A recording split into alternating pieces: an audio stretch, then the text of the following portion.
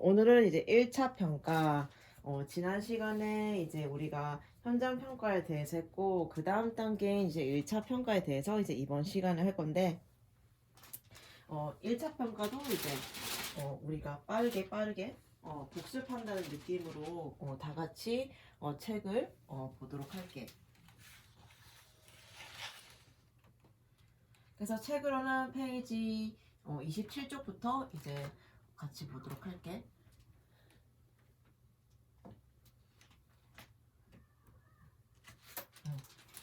그래서 잠깐 여기 보면 역학과 병태 생리학을 이용한 지식으로 현장과 환자 평가 결과를 통합해서 현장 상황을 진단한다. 그래서 이 과정은 평가를 수정하고 처치 계획을 세우기 위해 임상적 근거에 따라 감별 진단 목록을 개발해 나가는 것을 포함한다. 그래서 우리가 27페이지를 같이 보게 되면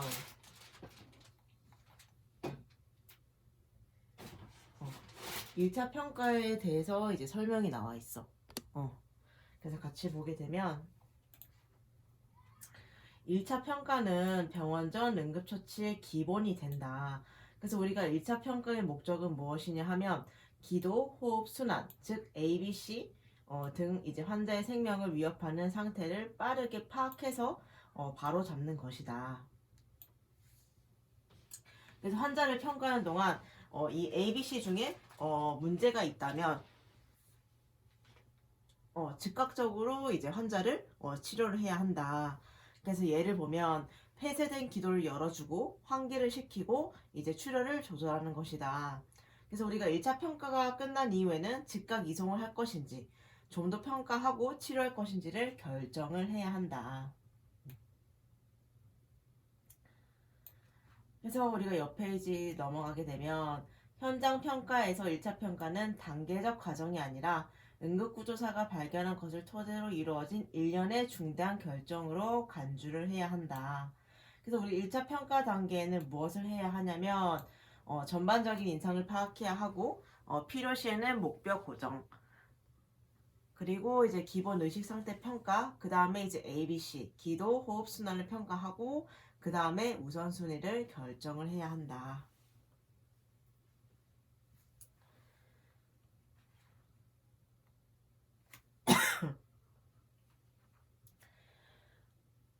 그래서 1차 평가는 만약 생명을 구하는 처치를 하지 않고 평가만 한다면 빠르게 1분 이내에 실시를 해야 한다. 왜냐하면 1차 평가에서 이제 환자의 상태가 어떤지를 빠르게 파악해서 그 다음에 이제 처치 계획을 세워야 하기 때문에 이 1차 평가는 빠른 시간 내에 우리가 평가를 해야 한다. 그래서 이제 그 뒤에 넘어가게 되면 우리가 좀 전에 이제 1차 평가 단계의 첫 번째 단계인 전반적 인상 파악하기에 대해서 나와 있어. 그래서 전반적인 인상 파악은 환자에 대한 최초의 직관적인 평가이다. 그래서 이것은 환자의 임상적인 상태, 즉 안정한지 불안정한지를 결정하는 데 도움이 된다. 그래서 가장 먼저 해야 할 첫 번째 결정 사항들 중 하나는 환자가 사망한 것처럼 보이는지 혹은 사망한 것처럼 보이지 않는지이다. 그래서 이것은 심정지 환자의 관리에서 중요한 단계이기 때문에 가능한 빨리 결정되어야 한다. 그래서 만일 환자가 사망한 것처럼 이제 보이게 되면은 신속하게 반응과 호흡을 평가를 해야 한다. 그래서 환자가 반응을 보이지 않고 호흡이 일시정지되거나 심정지 호흡 상태라면 신속하게 맥박을 촉진하고 맥박이 없을 경우에 즉시 가슴 압박을 시작해야 한다.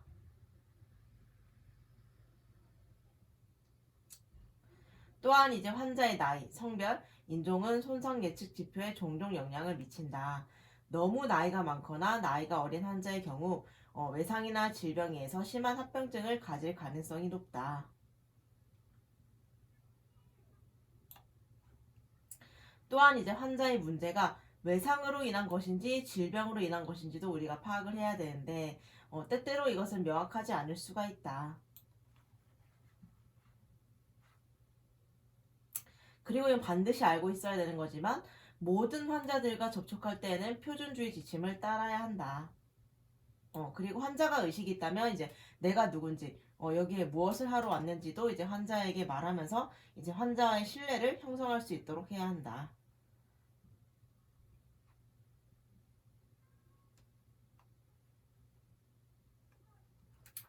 그리고 만약 손상 기전이 심각하거나 환자가 반응이 없다면 동료에게 환자의 머리와 목을 손으로 고정시키도록 해야 한다.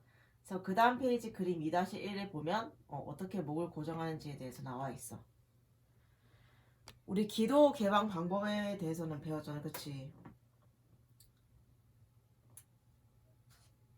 그래서 만약 환자가 깨어 있다면 이제 환자에게 무엇을 하고 있는지 그리고 우리가 무엇을 할 건지 설명을 한 다음에 이제 목을 움직이지 않도록 해야 하고 이제 평가를 시작하는 동화에는 이제 동료에게 환자의 머리를 중립 위치로 유지하도록 부탁을 해야 한다. 그래서 만약에 작은 아이 즉 소아의 경우라면은 이제 환자의 목뼈를 보호하기 위해서 이제 어깨 밑에 조그만 수건이라든지 패드를 깔도록 한다. 그 밑에 나와 있는 그림 2-2처럼.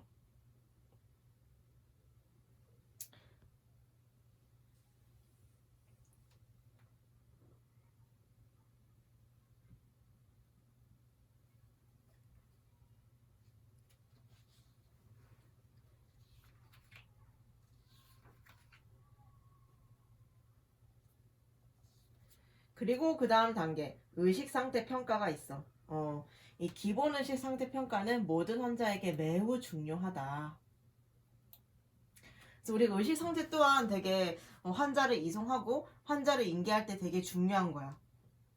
그래서 밑에 예에 보면 나와 있는데 이제 우리가 머리 손상 환자를 병원으로 이송하는 경우에 이제 신경외과 의사는 이 응급구조사 우리가 현장에 도착했을 당시의 환자의 의식 상태부터 그 의식의 변화에 대해서 물어볼 거야. 어,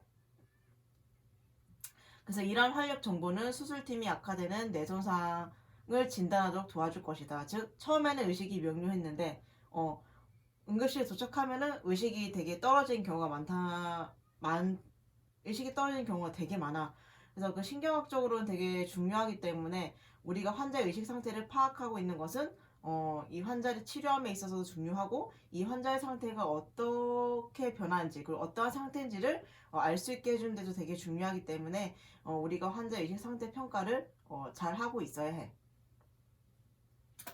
두 번째 단락에 보면 응급구조사는 기본 의식 상태에 관한 자료가 이러한 환자의 응급조치에 매우 중요하다. 그래서 기초적인 의식 상태를 파악하는 것은 이상 반응을 보이는 다양한 내과적 응급 상황을 평가하는 데 중요하다. 그래서 그 다음에 이어서 보면 약물 과다 복용, 그리고 중독, 그리고 당뇨 응급, 폐혈증, 저산소증과 저혈량증 등은 의식 상태를 변화시킬 수 있는 많은 경우 중 일부이다.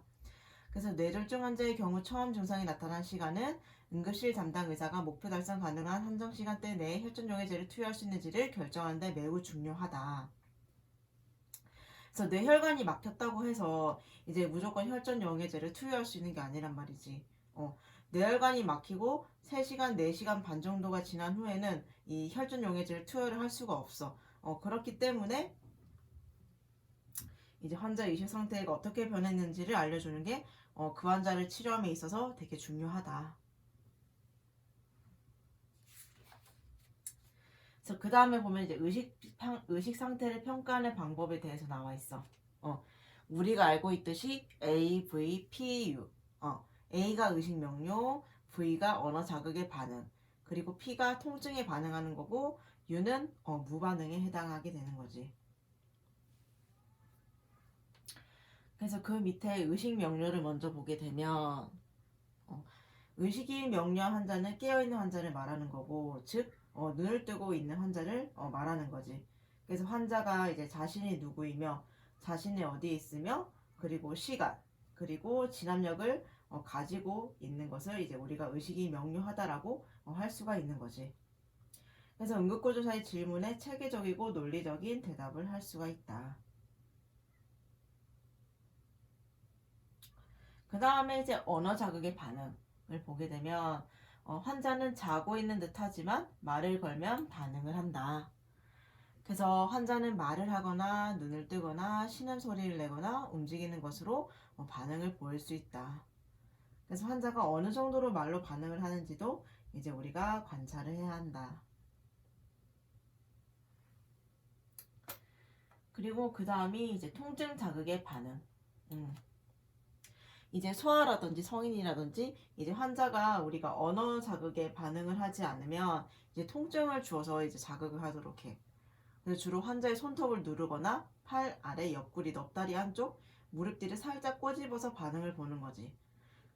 그래서 이때 깨거나 말을 하거나 신음소리를 내거나 또는 눈을 뜬다든지 또는 움직임이 있다든지를 우리가 잘 관찰을 해야 돼. 또한 우리가 이제 이렇게 자극을 했을 때 나타나는 자세가 있는데 그 밑에 보면 나오는 게 겉질 제거 자세, 대뇌 제거 자세지. 그래서 우리 겉질 제거 자세랑 대뇌 제거 자세랑 각각의 특징이 있지. 뭐 겉질 제거 자세는 손목이 굴곡된다던가 팔꿈치 굴곡, 뭐 무릎이 신전된다던가 어깨가 내전이 되지만 대뇌 제거 자세는 그 손목도 굴곡되고 이때는 팔꿈치가 신전이 되지. 또한 무릎도 신전이 되고 그 다음에 어깨는 내전이 되고 그래서 각각 자세의 차이가 있잖아. 그래서 이것 또한 한 번씩 찾아봐서 이제 알고 있는 것이 좋고 우리가 왜 의식 상태를 평가함에 있어서 지금 AV, PU를 했지만 이거 말고도 또 이제 의식 상태를 평가할 수 있는 지표가 있지. 그것은 이제 GCS지. GCS는 이제 두부 손상 의심 환자에게서 이제 우리가 의식 상태를 평가할 때 GCS를 이용해서 이제 평가를 하게 된다. 그리고 이제 그 다음으로 무반응이 있어. 무반응. 자, 무반응 환자는 무의식 상태이고 유해한 자극에도 반응이 없는 경우를 말한다. 그래서 AVP의 척도는 이제 환자의 전반적인 의식 상태를 설명하는 것인데 반의식 상태, 졸린 상태, 혼수 등의 용어를 사용하지 않도록 해야 한다. 이 단어 자체가 굉장히 광범위하기 때문에 의식의 수준을 결정하는 데 있어서 명확하지 않을 수가 있어서 이러한 단어들은 사용하지 않도록 한다. 또한 이제 환자의 자극에 대한 반응으로 환자의 상태를 알 수 있는데 이 의식 상태의 변화나 악화는 이미 응급 상황이거나 심각한 문제가 있다는 것을 암시한다. 그래서 의식 상태 이상이 있는 환자는 기도를 유지할 능력을 잃었거나 잃어버릴 위험이 있으므로 환자의 기도를 보호하기 위해서 환자의 자세를 적절히 유지하거나 또는 이제 기도 유지기 뭐 그 OPA라든지 MPA 그 구강용이랑 비강용 그 기도 유지기가 있잖아. 그걸 이용하거나 또는 이제 기관 내 삭관 등을 해서 즉각적으로 이제 시행을 해야 한다. 그래서 환자가 95% 이하의 산소 포화도를 보이는 경우에는 이제 정상 범위가 될 때까지 충분히 산소를 공급해야 한다. 그 다음에 나오는 게 이제 우리가 기도 호흡 순환 A, B, C 평가에 대한 내용이 나오고 있어. 첫 번째로 이제 기도 평가를 보게 되면 이제 그 세 번째 줄에 보면 환자가 의식이 없다면 기도가 폐쇄되어 있을 수가 있다. 그래서 무의식 상태 환자인 경우에는 이제 환자의 혀가 말려 들어가면서 기도를 막을 수가 있다. 그래서 아래 턱과 혀와 후두덕계는 모두 연결이 되어 있으므로 근육들의 긴장이 풀어지면서 늘어져서 이제 중력에 의해서 이러한 구조들이 기도를 막을 수가 있게 된다. 그래서 그렇다면 이때 우리가 환자의 기도를 이제 개방을 해줘야 되는데 환자의 기도는 단순히 손으로 하는 두 가지 방법 중 한 가지 방법으로 열 수가 있다. 첫 번째로 보이는 게 이제 하악견인 방법과 머리 기울임, 턱 들어올리기 법이 있다. 그래서 목뼈 손상이 의심되는 외상 환자는 목뼈의 움직임을 방지하기 위해 아래턱 당김법을 이용하는데 엄지를 환자의 뺨에 올려놓고 나머지 손가락을 이용해서 아래턱을 들어 올린다. 뒤에 보면 이제 그림이 나와 있지.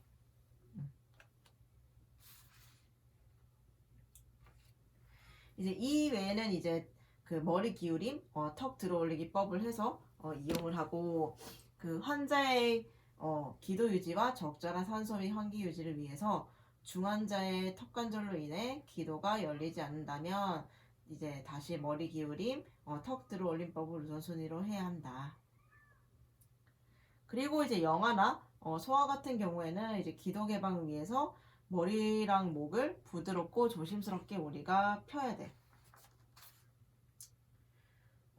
그 영아라든지 소아는 이제 그들의 상기도 구조는 되게 유연해서 이제 목이 우리가 굽혀지거나 과다하게 젖히게 되면은 쉽게 비틀릴 수가 있어. 그래서 그 영아 같은 경우에는 이제 그 기도를 다시 되게 지속적으로 조정도 해줘야 되고 어른처럼 이렇게 함부로 기울이거나 젖히거나 이런 것은 삼가를 해야 한다.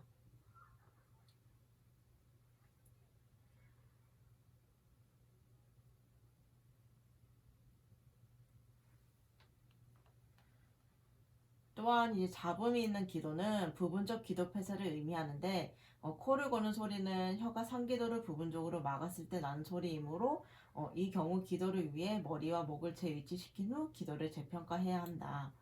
또한 이제 그런거림 이런 것들은 이제 혈액, 분비물, 위장 내용물과 같은 액체가 상기도를 막고 있다는 것을 의미를 하기 때문에 이때는 입을 부드럽게 열고 구강을 검사해서 이물질을 쉽고 빠르게 제거할 수 있는데 혈액, 이제 구토물, 분비물 이런 액체 같은 경우에는 흡인을 이용해서 이제 제거를 할 수가 있다.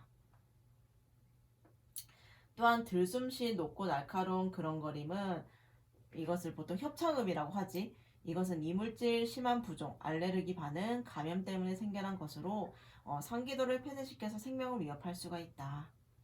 그래서 만약 이물질에 의한 기도 폐쇄가 의심되거나 환자에게서 빈약한 공기 움직임, 약한 기침, 의식 상태의 저하가 보인다면 즉시 하임리법을 이제 시행해서 이물질을 제거해야 한다. 하지만 이제 우리가 영아 같은 경우에는 이 복부 위로 올리기를 하지 않고 그 등 두드리기와 가슴 압박을 시행해서 이물질을 제거를 해야 한다.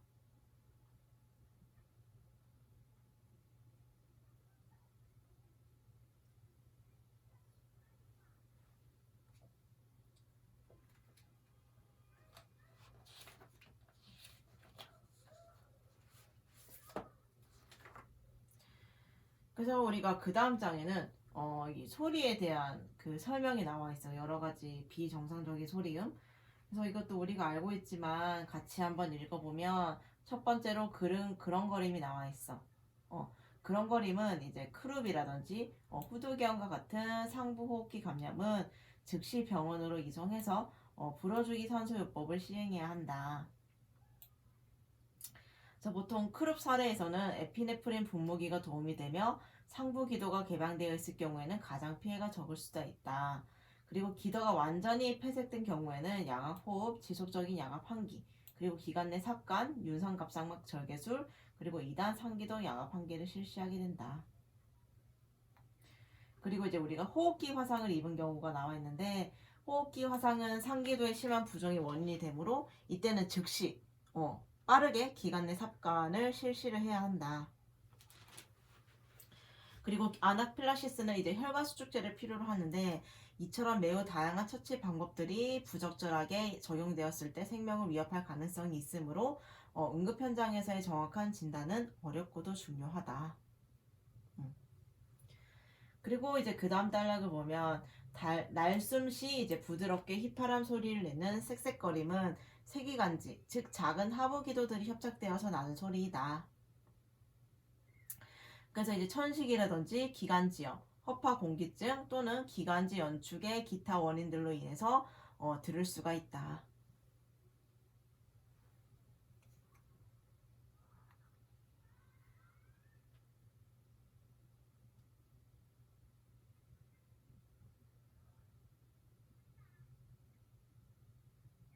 그래서 이제 환자의 공기 이동이 없으면 즉 이제 호흡이 문제가 있게 되면 맥박이 신속하게 빨라지는데 만약 맥박이 없다면 즉시 이제 가슴 압박을 시행을 해야 한다.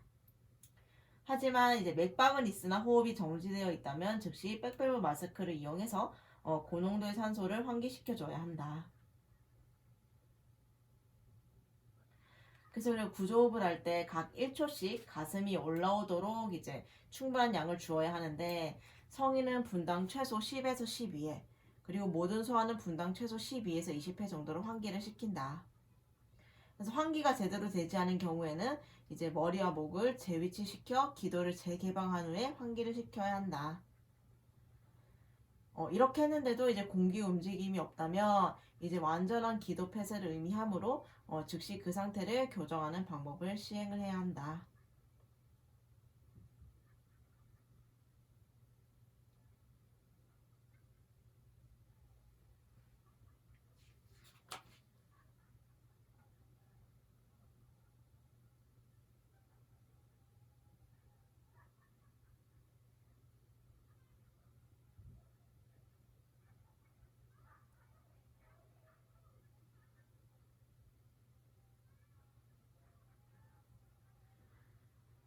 그리고 이제 그 다음 장을 우리가 보게 되면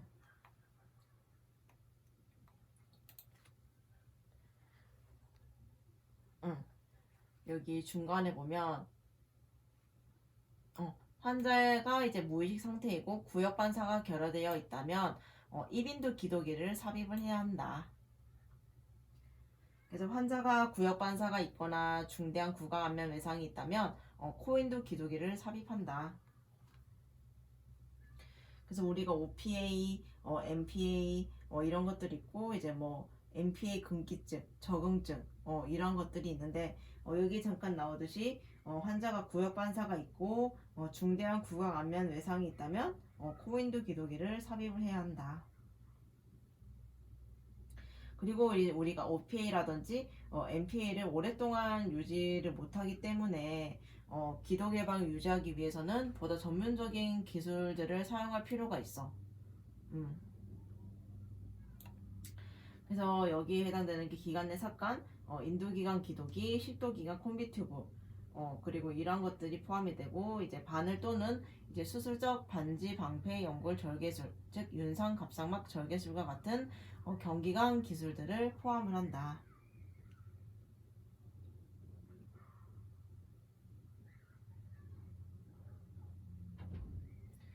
또한 이제 여러 개의 관이 있는 기도기는 소아에게서는 적용을 하지 않는다. 만일 환자가 기도 문제를 가지고 있으며 저산소증의 징후를 보인다면 비제온 마스크를 이용해서 산소를 투여해야 한다.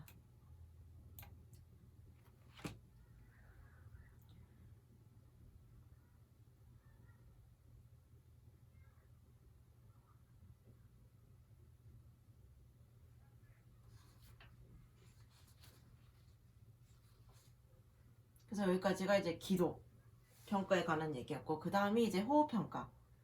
그래서 우리가 환자의 호흡이 적절한지를 평가를 해야 된단 말이지. 그래서 부적절한 호흡의 징후가 어떤 것들이 있는지 그 바로 밑에 나와 있어. 부적절한 호흡의 징후를 보면은 의식 상태가 변화한다든지 또는 혼돈, 두려움, 불안이 있는 경우 또는 말하는 동안에 이제 호흡 곤란이 있다라든지 또는 이제 뒷당김 또는 이제 비대칭적인 가슴벽의 움직임 또는 이제 보조근의 사용 그리고 청색증, 가청음 그리고 비정상적으로 빠르거나 느리거나 얕은 호흡 그리고 코 벌렁거림이 이제 부적절한 호흡의 징후에 속하게 되는데 우리는 이런 환자들의 호흡수나 호흡의 질을 평가를 해야 돼. 그래서 물론 정상호흡수의 범위는 이제 다 그 나이에 따라 달라서 오른쪽 표에 보면 좀 더 세분화되어서 나와 있어. 그래서 이제 같이 참고하면 좋고 다시 보면 이제 정상 호흡수는 이제 환자의 나이에 따라서 다르고 비정상적으로 빠르거나 느린 호흡수는 실제로 호흡가리에 도달하여 가스 교환을 하는 공기의 양을 감소시킨다. 그래서 비정상적으로 빠르거나 느린 호흡수와 일호흡량이 감소된 환자에게서는 허파를 충분히 확장시키고 산소를 제대로 주기 위해서 이를테면 산소를 추가로 공급하는 백밸브 마스크로 양압 환기를 제공해 주어야 한다. 그래서 환자에서 만약에 빈호흡이 보인다. 그러면 이제 깊은 호흡은 이제 보상 기준으로 이 빠른 호흡과 깊은 호흡은 이제 보상 기준으로 과다한 산을 스스로 제거하려는 인체의 시도가 있어. 그래서 이러한 경우에는 당뇨 문제라든지 또는 심한 산증 또는 머리 손상을 의미할 수가 있다. 또한 이제 과하게 즉 과한기 증후군 또는 심한 운동으로 인한 결과일 수도 있다. 그리고 이제 우리가 많이 들었던 쿠스말 호흡, 즉 깊고 빠른 호흡이지. 깊고 빠른 호흡은 이제 당뇨성 혼수 환자의 전통적인 징후인 과일 냄새가 나는 호흡을 동반한다. 그리고 그 다음에 밑에 나와 있는 체인 스토크 호흡. 체인 스토크 호흡은 이제 무호흡기랑 이제 그 후에 호흡의 증가와 감소가 반복되는 호흡을 말하는 거야. 그래서 이것은 사인의, 즉 간내 손상이라든지 머릿속 압력이 상승으로 인해서 나타나는 경우를 말해. 그 다음이 이제 BOC. 얘는 짧고 가쁘고 불규칙한 호흡을 특징으로 한다. 그래서 이것 또한 심각한 뇌 손상을 의미한다.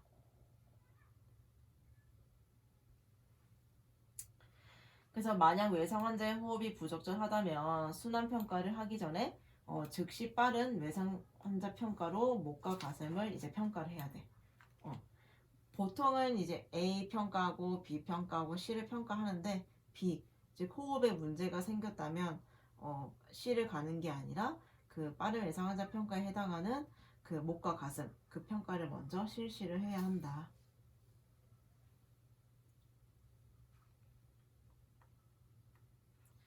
그리고 이제 만일 흡인 손상을 발견한 경우에는 우리가 그 세 부분의 테이프를 두른 드레싱 있잖아.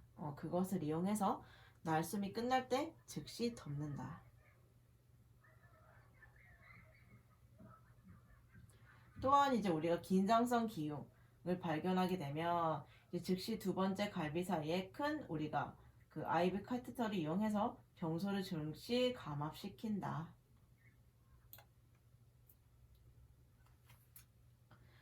그래서 이제 여기까지가 이제 우리가 B, 호흡에 해당되는 내용이었고, 그 다음에 이제 C, 순환평가인데, 이 순환평가에 대해서 보면은, 순환평가는 맥박과 피부를 평가하고 출혈을 조절하는 것을 말한다.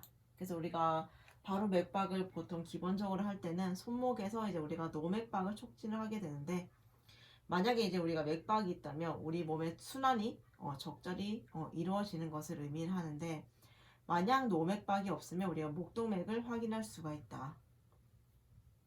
그래서 만약 경동맥에서 맥박이 느껴진다면 적어도 수축기 혈압이 60 이상은 된다는 것을 의미를 한다.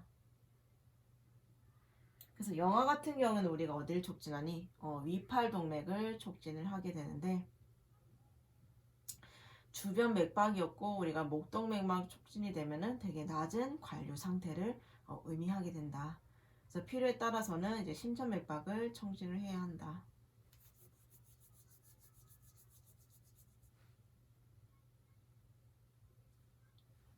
그 성인 환자에서 이제 맥박이 없으면 즉시 가슴 압박을 시작하고 심전도를 평가해서 이제 제세동이 필요하다면 신속하게 실시를 해야 한다. 그래서 우리가 호흡수와 호흡의 질도 평가했듯이 맥박 수와 맥박의 질도 같이 평가를 해야 돼. 물론 환자의 연령에 따라서 이제 정상 심박동수는 다르긴 한데 매우 빠른 맥과 매우 느린 맥은 생명을 위협하는 심장 리듬 장애를 의미할 수가 있다. 그래서 비정상적으로 빠르거나 느린 맥박은 심박 출량을 감소시킨다. 그래서 비정상적으로 빠른 맥박이면서 이제 혈역학적으로 불안정하면 신속하게 모니터링을 시작하고 심율동 전화를 준비하고 만일 맥박이 비정상적으로 느리다면 우리가 아트로핀이라든지 외부 심박 조절기를 준비를 해야 한다.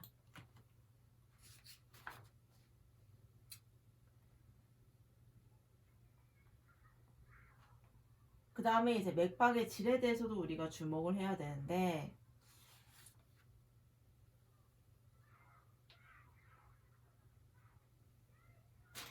우리가 정상 맥박은 보통 규칙적이고 강하잖아. 하지만 불규칙한 맥박은 전문 소생술이 필요한 심장 리듬 장애를 의미할 수가 있다. 그래서 머리 손상 또는 열사병 또는 고혈압인 경우 강하게 튀어오르는 맥박을 느낄 수가 있고 이제 약하고 힘없는 맥박은 체액 손실, 심장 수축 부전 또는 과도한 혈관 확장으로 인해서 불충분한 관리를 의미할 수가 있다. 그래서 만약에 아직 지혈을 하지 않았다면 환자의 출혈을 지혈을 해야 한다. 그리고 우리가 평소에 되게 심각하게 생각하지 않았던 이제 코피 같은 경우에도 이제 생명을 위협하는 출혈이 될 수가 있다. 그래서 우리가 출혈이 있을 때는 이제 뭐 직접 압박 방법이 있는데 이제 그 외 방법에도 이제 올리기라든지 또는 붕대 또는 압박점, 지혈대를 사용해서 우리가 지혈을 할 수가 있다.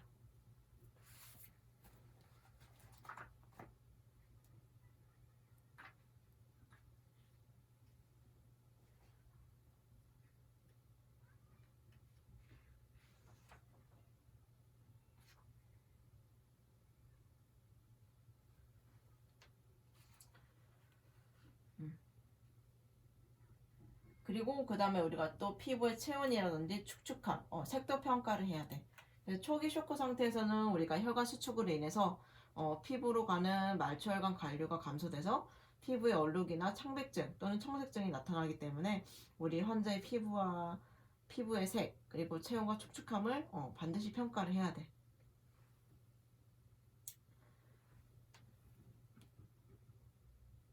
그래서 여기 그 다음 장에 보면 이제 지혈하는 방법이 나와 있지. 지혈대를 이용하거나 지혈기 이런 것들에 의해서 이제 지혈을 한다.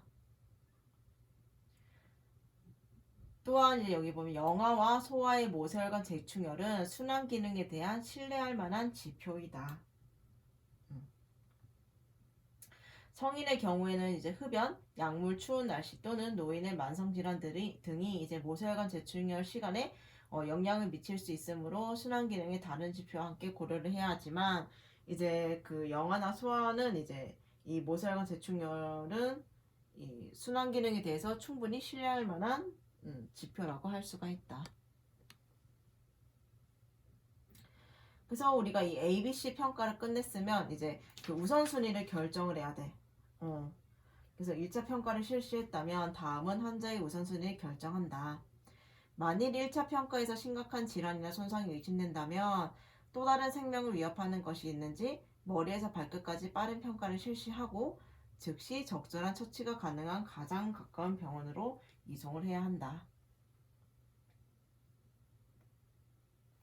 그래서 병원으로 가는 도중 정밀 신체 검진이나 절차 때문에 이송이 지연되어서는 절대 안 된다.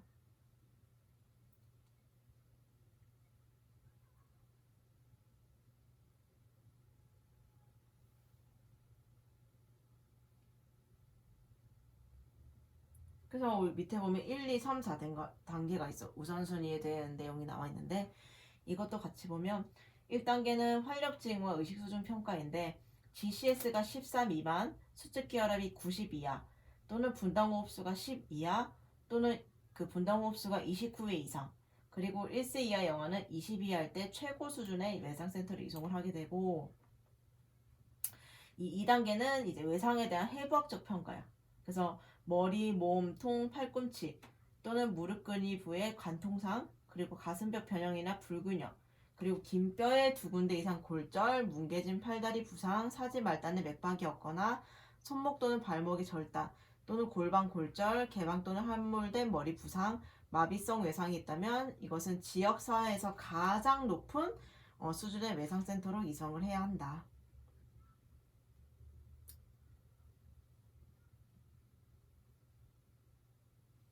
그리고 3단계는 이제 손상기 전과 이제 고에너지 충격에 대한 평가인데, 즉 6m 이상의 높이에서 추락한 성인, 3m 이상에서의 추락한 어린이, 그리고 아이 키의 두세 배 높이에서 추락 또는 위험도가 높은 자동차 사고 또는 차량대 보행자 사고 또는 32km 이상의 속도로 자전거나 오토바이 충돌 사고로 인한 외상환자는 적절한 외상센터로 이송하고 이 3단계에 해당하는 환자는 이 최고 수준의 외상센터일 필요는 없다. 그래서 여기까지가 이제 1, 2, 3, 4단계 즉 이제 가이드라인이었고 1차 평가는 이제 기도호흡 순환이기 때문에 이 내용은 이제 여기까지야. 1차 평가를 바로 끝낸 다음에는 이제 또 뭘 해야 하냐. 그 3장은 이제 우리가 치료적 의사소통을 있어. 환자를 대함에 있어서 이제 어떻게 의사소통이 이루어져야 되는지 그리고 대화를 할 때도 이제 여러 가지 방법과 기술들에 대해서 나와 있어. 그래서 좀 더 효과적인 의사소통을 하기 위한 그런 방법들에 나와 있어서 이 다음 영상에서는 우리가 3장을 같이 보도록 할게. 그 3장이 끝나면 이제 우리가 2차 평가에 대소할 거고, 그것을 끝으로 이것은 이제 5장까지만 보게 될 거야. 2차 평가가 조금 내용이 많이 길긴 하지만 그래서 이 다음 영상에서는 우리가 3장 치료적 의사소통에 관해서 보도록 할게.